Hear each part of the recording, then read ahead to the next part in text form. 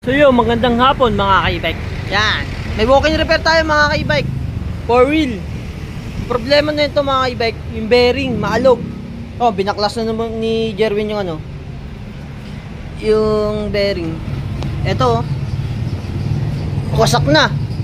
Ito mga ka-e-bike, oh. Yan. Wasak na mga ka-e-bike. Install na ni Jerwin. Ito yung pamalit natin. Ito, yung bago. Yan. Ito pa isa. Install lang to ni Jerwin. Kaya pala malog na yung gulong. Sira na. Ito. Sira na mga ka-e-bike.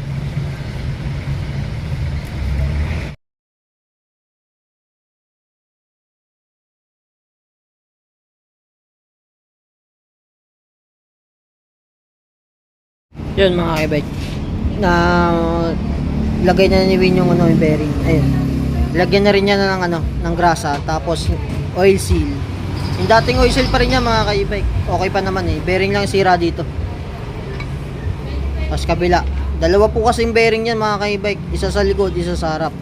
Ayan, lalagyan nyo. Bago niya isalpak doon, lalagyan mo na niya ng grasa. Para yung lubricant, kumalat na rin doon. Maayos yung dulas ng bearing.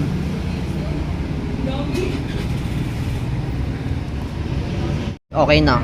Bagong bearing niya yan mga ka-e-bike. Wala na kalug-alug yan. Stock bearing po nilagay natin dyan mga ka-e-bike. Stock bearing talaga ng 4-wheel pang e-bike. Yan. Okay. Mga ka-e-bike, kinakabit na ni Jerwin yung gulong. Okay na to mga ka-e-bike. Itesting na lang natin to. Yan. Wala nang kalug-alug yan mga ka-e-bike.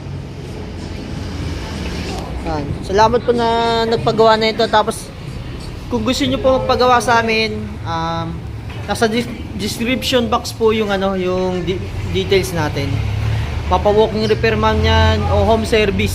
Mas okay na chat muna po kayo sa page kung gusto niyo po mag-walk-in or magpa-home service. Para kung sakaling walk-in repair po, hindi po namin paalisin yung technician. Hintayin po namin kayo. Tapos sa home service naman po, chat lang din po kayo para ma-schedule po natin yung service po sa inyo. Salamat po.